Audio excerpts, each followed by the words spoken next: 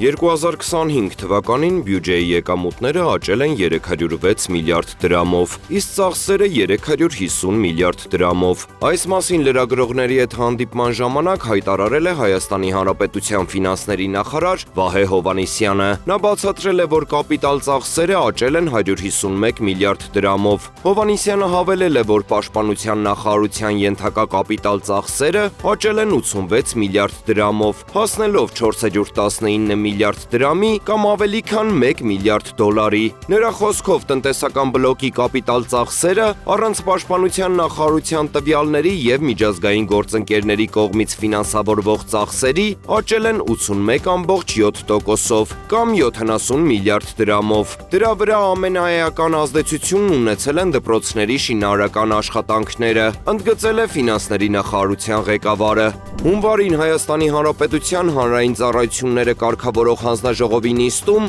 քննարկվել է էլեկտրաէներգետիկական մանրածախ շուկայի առևտրային կանոններում փոփոխություններ կատարելու մասին հարցը։ Նշված փոփոխությունների համաձայն սկսած 2026 թվականի փետրվարի 1-ից մեկական տարով հետաձգվել է մրցակցային շուկա սպառողների համար սահմանված պարտադիր մուտքի ժամկետները։ Կատարված փոփոխությունները միտված են բաշխողի կողմից մեծաքանակ հաշվիչների փոխարինման գործընթացի, ինչպես նաև նշված հաշվիչների շուկայի կառավարման ծրագրի մուտքագրման աշխատանքների առավել արդյունավետ եւ օպտիմալ իրականացմանը։ Հացահատիկի միջազգային խորհուրդը հացահատիկի համաշխարհային հաշվեկշռի խստացում է կանխատեսում առաջիկա 5 տարիներին։ Այս մասին ասված է պահանջարկի եւ առաջարկի բազային միջնաժամկետ կանխատեսման մեջ։ Այսպիսով, եթե 2024-2025 թվականներին հացահատիկի համաշխարհային փոխանցիկ պաշարները գնահատվել են 589 միլիոն տոննա, ապա 2025-ից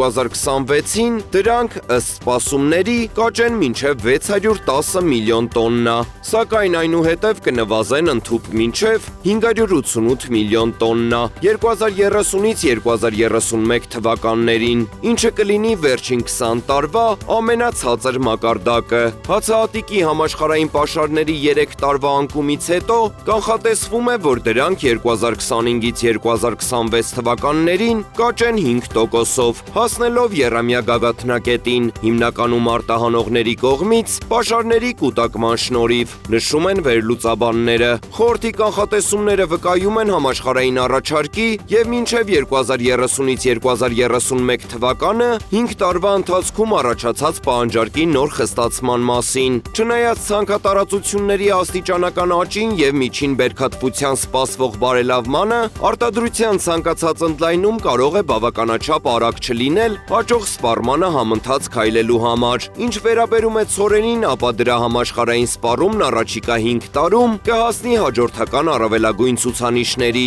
ինչի հետևանքով այս հացահատիկի համաշխարհային առևտրի ծավալը 2024-ից 2025 թվականների 196 միլիոն տոննայից 2030-ից 2031 թվականներին կբարձրանա մինչև ռեկորդային 224 միլիոն տոննայի, հայտնում է Ագրոէքսպորտը։